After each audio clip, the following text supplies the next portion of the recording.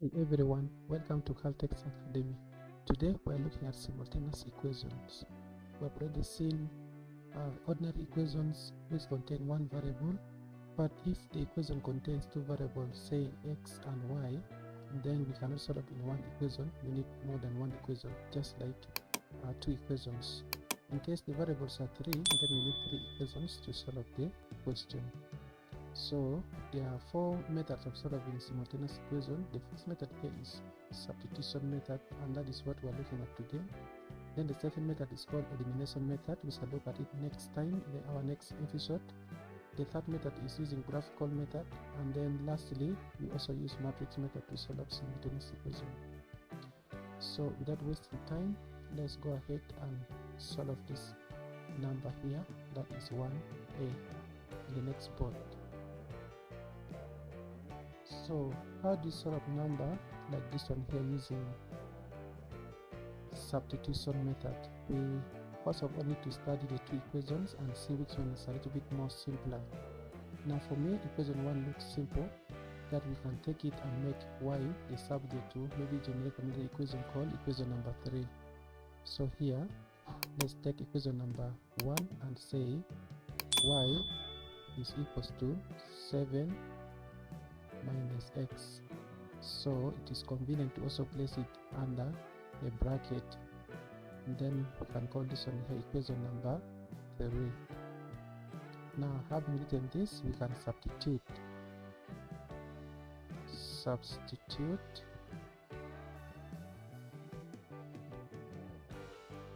equation 3 in equation 2.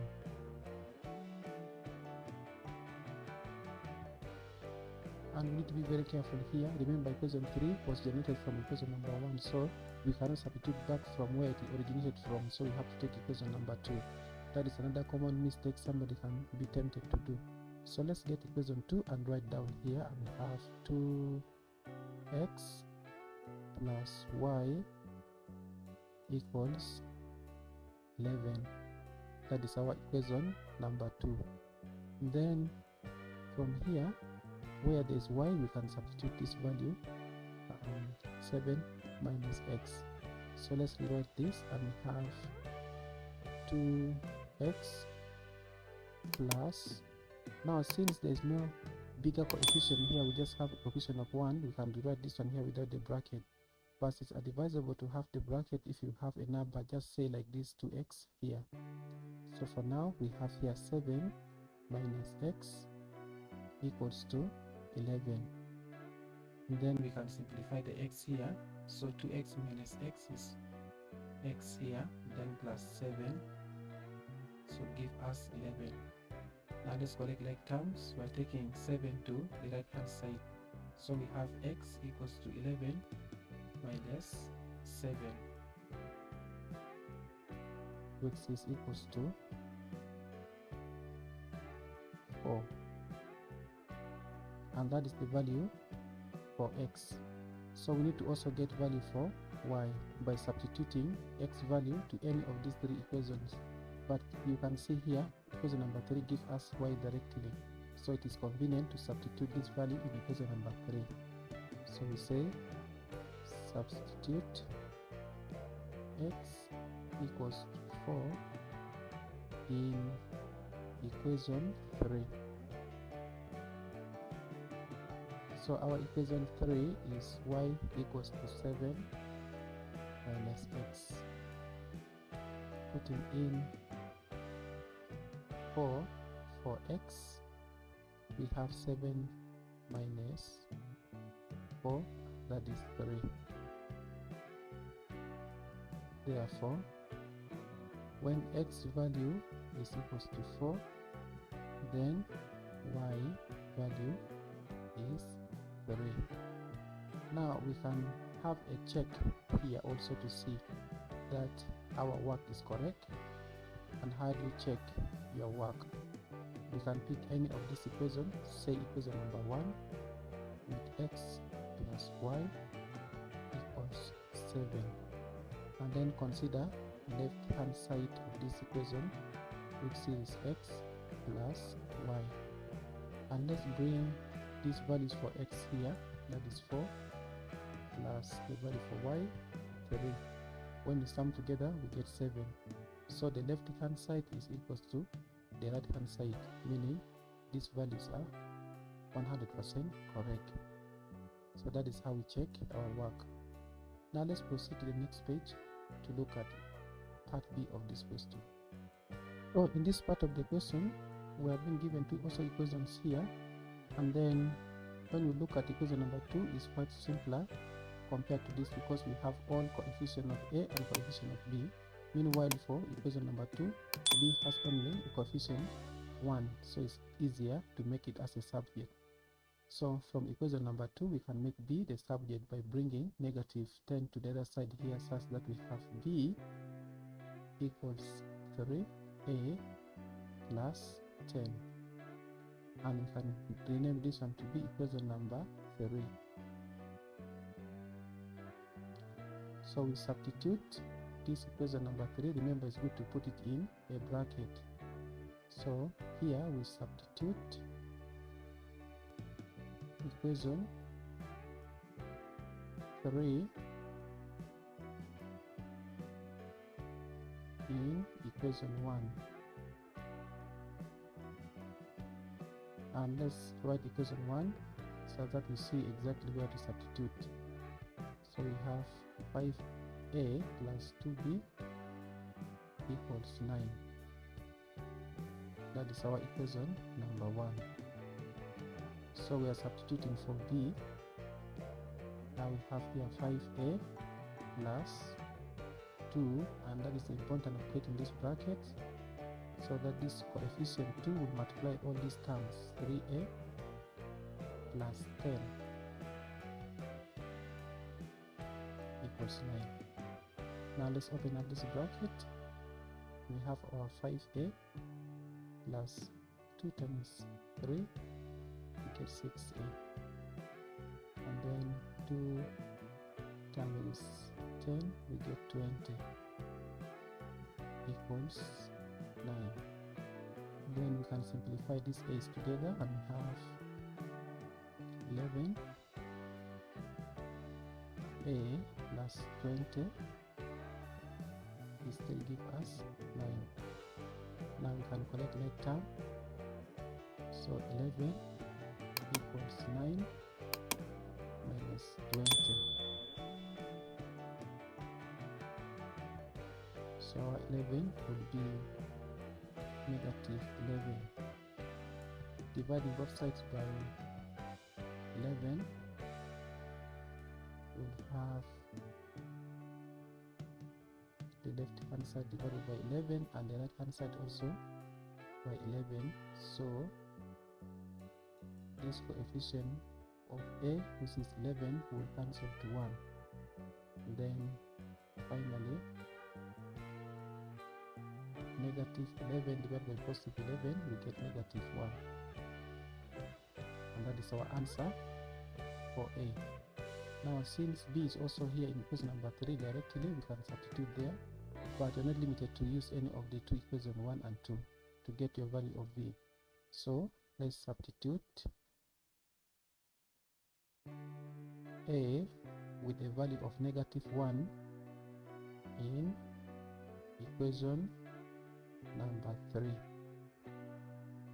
which is indirectly equation number 1. So the value of B will be obtained from 3a plus 10. Then placing a for negative 1,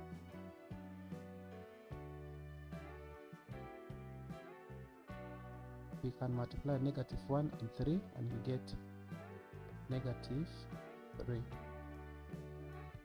plus 10. So this reduced down to positive 7. Therefore,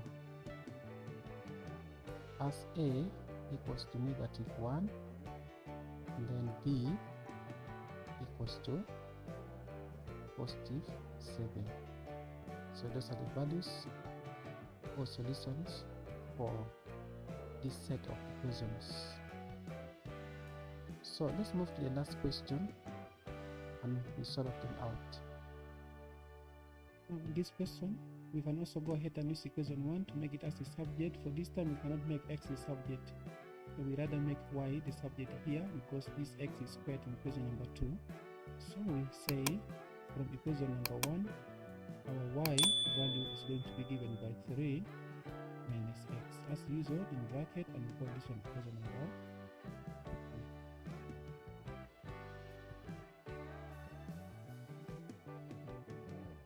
2. Now we can substitute this equation number 3 in equation number 2.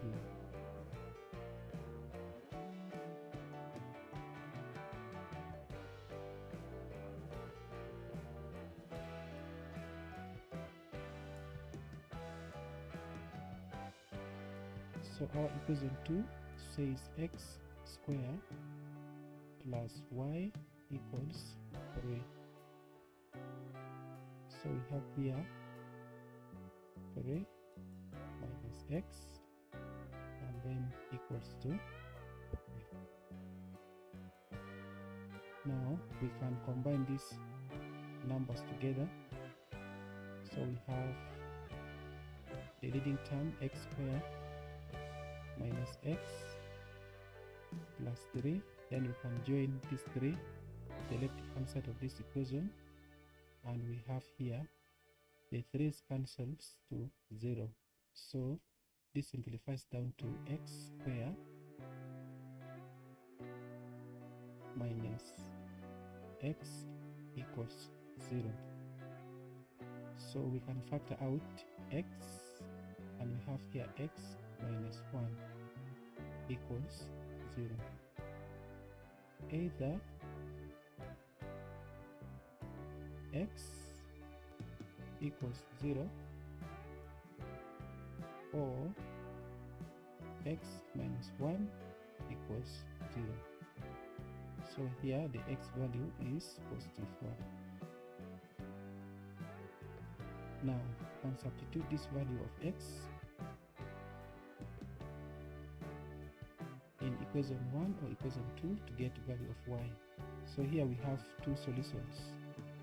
Now for x to be equals to 0, from equation number 1, x plus y equals to 3, meaning when we replace x by 0, then we equate it, we add y equal to 3, our y will just be 3.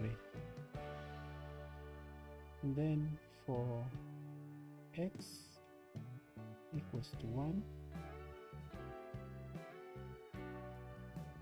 we also substitute to the same equation, or you can take a different equation, still will get us the same answer. So 1 is replacing x plus y equals to 3. Collecting like terms, our y is 3 minus 1. Therefore, y value is 2. Now, we had two pairs of solution. The first one, for x is 0, y is 3. That is the first pair. And the second pair is when x is 1, y value is what? 2. And this is characteristics of equation with a square. So the best method for solving this kind of equation, where one of the equation has a square, is substitution method. Thank you for watching. Please come again next time. See you there. Ciao.